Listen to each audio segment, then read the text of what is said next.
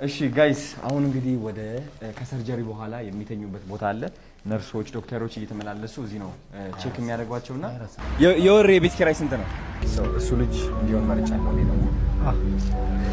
አድርጉ በጣም ነው። አይዞህ ችግር የለውም። ና ችግር የለውም። አይዞህ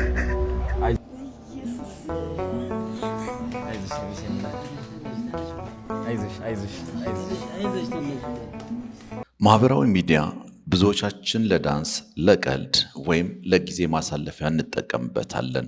ነገር ግን በዚህ የዲጂታል ዓለም ውስጥ የሌሎችን እንባ ለማበስ ስልኩን ያነሳ አንድ ወጣት አለ። ስሙ አዶናይ ብርሃነ ይባላል። እሱ ዝም ብሎ የቲክቶክ ቪዲዮ ሰሪ አይደለም። እሱ የተስፋ ድልድይ ነው። ዛሬ የምናየው ስለ እሱ ዝና አይደለም። እሱ ስለለወጣቸው የሰው ልጆች ህይወት ነው። ከአየር እጦት ወደ ህይወት እስትንፋስ፣ ከልብ ህመም ወደ ተስፋ ምት። ይህ የአዶናይና የደግነት ታሪክ ነው። ሁሉም ነገር የተጀመረው እዚህ ነው። በመንገድ ላይ ባዩት ህልም፣ ነገር ግን አቅም ባጠራቸው ዲቻ ቮይስ አዶናይ እነዚህን ልጆች ሲያያቸው ተራ የጎዳና ልጆች አላደረጋቸውም፣ ነገን ተረካቢ ዕንቁዎች እንጂ። መርዳት ሲጀምር የብዙዎችን ልብ ተነካ። ግን ይህ ጅምር ብቻ ነበር። የአዶናይ ልብ ከአንድ የቲክቶክ ቪዲዮ በላይ የሰፋ ነበር። የዲቻ ቮይስ ፈገግታ ለሌሎች በሺዎች የሚቆጠሩ ወገኖች በርም የከፈተ ቁልፍ ነበር። ዛሬ እንግዲህ የምንገኘው ከዲቻ ቮይሶች ጋር ነው። እዚህ ወላይታ ሶዶ ተገኝተዋል። ለአዶናይ መልእክት አላቸው። ስም ማን ነው ያንተ? ተስፋውን። እሺ ለአዶናይ ምንድን ነው የምትለው? አዶናይ ከወንድሜ በላይ ነው የምወደው። ከወንድሜ በላይ ወደዋለሁ ብላል። እሺ አንተስ? እኔ ከልቤ በላይ ነው የምወደው። ከልቤ በላይ አንደኛ። አንተስ?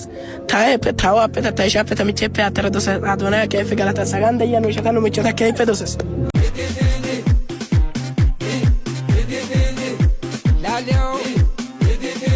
አየር ለእኛ በነፃ የተሰጠን ሳናስበው የምንተነፍሰው ስጦታ። ለየትና የት ግን እያንዳንዱ ትንፋሽ ትግል ነበር። በኦክሲጅን ማሽን ካልሆነ በቀር በመንቀሳቀስ መብላት፣ ሌላው ቀርቶ መተኛት አትችልም። ማሽኑ ሲቆም ሕይወቷ አብሮ የመቆም አደጋ ውስጥ ነበር።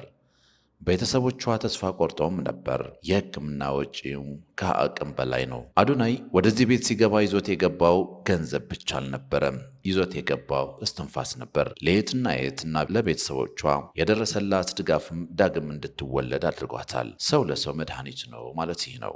ለምን ለአዶናይ አትፖስትም ሲሉ እኔና አዶናይ ጎረቤት ብንሆንም እግዚአብሔር ካልፈቀደ አንገናኝም አልኳቸው። እግዚአብሔር ሲፈቅድ ጎረቤት ብንሆንም ማለት ነው። እግዚአብሔር ሲፈቅድ ታናግረኛለህ። ጋይስ አሁን እንግዲህ ለየትና የት አንድ ሰርፕራይዝ አለን። አሁን ሰርፕራይዝ ላሳየሽ ነው።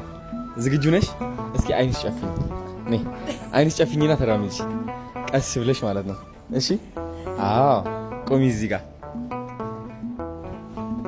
እንዳታይ፣ እንዳትገልጪው አይንሽ።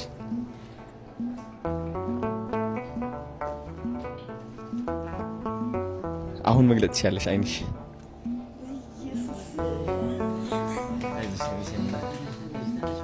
አይዞሽ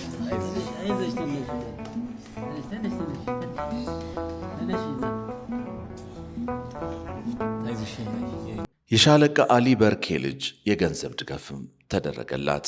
የካራማራው ጀግና የሻለቃ አሊ በርኬ የአብራክ ክፋይ የሆነችው ሴት ልጁ የትናየት አሊ በርኬ ኒሞኒያ የተባለው የሳምባ ህመም ባመጣባት ችግር የኦክሲጅን ተጠቃሚ ሆና የኦክሲጅን ኮንቴነር ተሸክማ ቤተክርስቲያንን ስታገለግልና ፈጣሪዋን ስታመሰግን ብዙዎችን ያውቋታል። በአሁን ሰዓትም ከሐረር እየተመላለሰች አዲስ አበባ ሕክምና እየተከታተለች ሲሆን ይህን ችግሯን የተረዳውና በተለያዩ የበጎ አድራጎት ስራዎች እየተሳተፈ በርካቶችን እየደገፈ የሚገኘው ወጣቱ ባለጸጋ በአዶናይ አማካይነት የመጣው ምህረት አብ የተባለ በባቡል ሄር በጎ አድራጎት ድርጅት ውስጥ የ500 ሺህ ብር ድጋፍ አድርጎላታል። የገንዘብ ድጋፉንና ዘመናዊ ምጣድ እንዲሁም ስቶቭን ወጣቱ ቲክቶከር አዶናይና ምህረት አብ አስረክበዋታል። ሰላም ያገሬ ልጆች፣ እንግዲህ አዲስ የሚገርም ዜና ይዤላችሁ መጥቻለሁ። ልክ እንደምትመለከቱት እዚህ የ500 ሺህ ብር ቼክ አለ። ወንድማችን ምህረት አብ እንግዲህ የእኔና የየትና የት የባለፈው ስካይላይት ላይ ቁጭ ብለን ያደረግነው ኢንተርቪው አይቶ ማለት ነው ልቡ ተነክቶ መጥቶ የትና የትን ሰርፕራይዝ አድርጓታል ማለት ነው። ምን ተሰማሽ የትና የት? በጣም ደስ ያለኝ። አረ በጣም መኪና ተልኮ ነው ይስባል ያንተብኩ ቃላት ያጥረኛል ምን እንደምን አደረግ። በጣም ቴንክ ዩ ሶ ማች። እኔንም በጣም ነው ሰርፕራይዝ ያደረከኝ። የ4 ዓመት ህፃን መሮጥ መጫወትና መቦረቅ አለበት። ነገር ግን ሕፃን ልዑል ከ4 ዓመቱ ጀምሮ የሚያውቀው ህመምና ሆስፒታልን ብቻ ነበር። የልብ ህመም ለዚህ ሕፃን ዓለምን አጨልሞባት ነበር። ወላጆቹ ለዓመታት ሲንከራተቱ ተስፋ ቆርጠው ነበር። ተስፋቸውም እየቀነሰም ነበር። አዶናይ ግን ዝም ማለት አልቻለም። የልዑል ልብ እንደገና በጥንካሬ እንድትመታ ከኢትዮ ኢስታንቡል ሆስፒታል ጋር በመተባበር ይህን ውድ ሕክምና በነፃ እንዲያገኝ አደረገ። ሆስፒታል አለ፣ ኢትዮ ቱርክሽ ሆስፒታል። የእሱ ባለቤት እንግዲህ በጣም ደግ ሰው ነው እና አንድ ቃል ገብቶልኛል። እኔ በእኔ ስም አንድ ሕፃን ልጅ ሙሉ ሕክምና ተሸፍኖለት እንደሚታከም ነው። እሱ ልጅ እንዲሆን መርጫለሁ። አይዞህ ችግር የለም። እሺ ጋይስ፣ አሁን እንግዲህ ወደ ከሰርጀሪ በኋላ የሚተኙበት ቦታ አለ። ነርሶች፣ ዶክተሮች እየተመላለሱ እዚህ ነው ቼክ የሚያደርጓቸውና 24 ሰዓት ሙሉ እዚህ ናቸው፣ ከሱ ጋር ናቸው ቁጭ የሚሉትና አሁን ልንገባ ነው። ሙሉ ልብስ ቀይረናል። እንግባ። ስማ ወፍስ ቅዱስ ልዑል የኔ አባት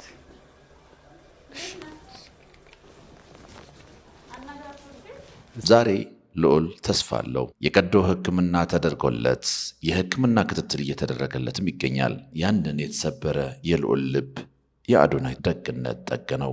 የአዶናይ ስራ በሆስፒታል አልቆምም። ነገ የቤት ክራይ ከየት አመጣለሁ ብለው ለሚያስቡ አቅመ ደካማ እናቶች ደረሰላቸው። የ1 ዓመት ሙሉ የቤት ኪራይ ከፍሎ ከጭንቀት አሳረፋቸው። ቦርስ የቤት ኪራይ ስንት ነው? 3000 ነው የቤት ኪራይሽ? ሲዮ ይሄ 1 ዓመት ይሆንሻል ማለት ነው። የኔ አባት ይላን ከደምቄ ልስተ ይው እስቲ 20 40 ብር ነው። እሺ ለአሜት ቤት ኪራይ ይሆናል፣ ለነሱ ለልጆችም ይሆናል። እሺ አዶናይ ለነዚህ እናቶች እንደ ልጅ እንደ አባትም ሆነ። የሱ ቪዲዮዎች መዝናኛ ብቻ አይደሉም።